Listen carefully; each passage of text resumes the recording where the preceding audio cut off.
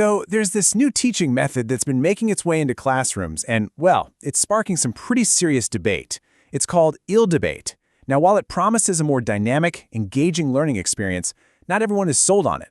Today, we're going to dig into a really powerful critique that asks a tough question. Is this method a real step forward for education, or is it actually a step back? And this question right here is really at the heart of the critique we're examining.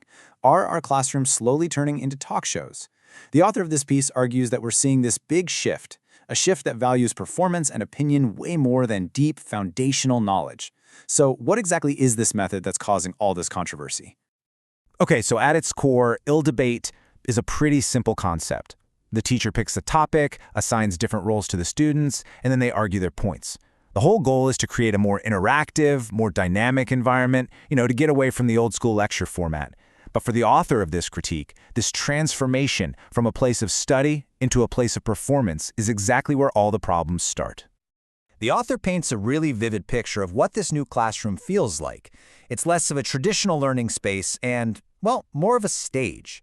The argument is that the focus shifts away from academic study and moves towards public performance, whether that's the drama of a talk show, the high-stakes conflict of a courtroom, or the persuasive tactics of a political rally. And the author really doesn't hold back here. They call ill debate part of a much bigger trend of what they term deceptive pedagogy. This is the idea that learning can and maybe even should be easy, that it should happen without any real struggle. And that core philosophy is something this critique is going to challenge again and again. Now, before we really dive into the main criticisms, it's important to know that the author does see some potential good here. They're willing to acknowledge that, in certain situations, ill debate can have some notable benefits, especially on a social and psychological level. So let's take a quick look at what those are. For instance, having to take on a role and defend it in front of your peers, that can be a real confidence booster for a student. And the method can also build empathy because it forces students to argue a viewpoint they might not personally agree with, which helps them understand where other people are coming from. So yeah, there are some clear psychosocial pluses. And this is the crucial question the author keeps coming back to.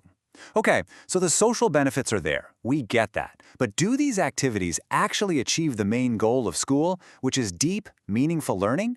Or are they just a flashy distraction from what really matters? That question brings us right to the heart of the critique.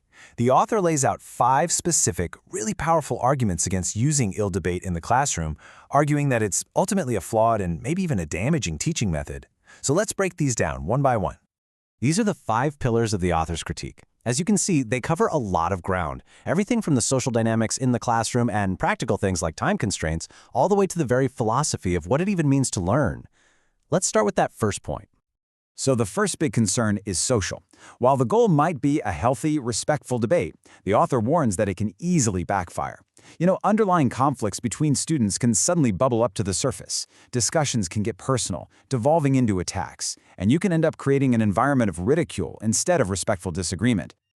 The second criticism is just a really practical one: time. Just organizing a debate, assigning all the roles, explaining the rules, trying to manage disagreements, it all eats up a ton of class time. The author argues that this is valuable time that should be spent on core, foundational instruction, and that the educational payoff for all that effort is, well, questionable. This comparison right here gets to the absolute core of the author's argument. They claim that debating opinions is the easy path, right? It's relatively simple to argue for or against nuclear energy. But what's hard, what requires real, actual learning, is understanding the incredibly complex physics behind it. The author believes ill debate encourages students to take this easy path of just spouting opinions instead of the difficult but essential path of gaining factual knowledge. And this brings us to a really fundamental point in the author's entire argument. They completely reject the idea of effortless learning. For them, true, lasting knowledge is forged through struggle, through hard work, and through dedication. Any method that promises you can learn without this fatigue, well, in their view, it's making a false promise. And finally, the author questions how well this method even connects with other forms of learning. They argue that unlike, say, chemistry exercises that directly reinforce the concepts you just learned in a lecture, a debate doesn't necessarily deepen your understanding in the same way. For example, performing a debate about a bridge doesn't guarantee a student understands the complex engineering and geology that actually keeps it standing. So, after laying out these 5 key criticisms, the author starts to bring their argument to a close. And they arrive at a very clear, very skeptical conclusion about the true value of using ill debate as a teaching tool. Let's take a look at their final verdict. This is what it all boils down to. Ill debate is seen as a form of deceptive pedagogy.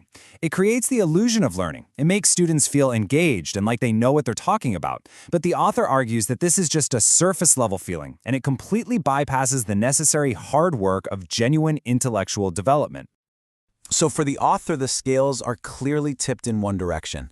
The potential for more classroom conflict, for promoting shallow opinions over deep facts, and the risk of undermining the teacher's own credibility, it all adds up to a cost that, in their view, far outweighs any of the method's doubtful benefits. And they make their own personal stance perfectly clear. They respect that other teachers might disagree, but their own conclusion is to completely avoid this method for any educational purpose. It's a definitive rejection of what they see as a hollow and maybe even harmful trend in modern education. So this entire critique really leaves us with a huge, fundamental question about education itself. The author's whole argument is built on the belief that effort and struggle are essential ingredients for real learning. But is that always the case? Is there no room for methods that feel more like play than work? That's a question worth debating.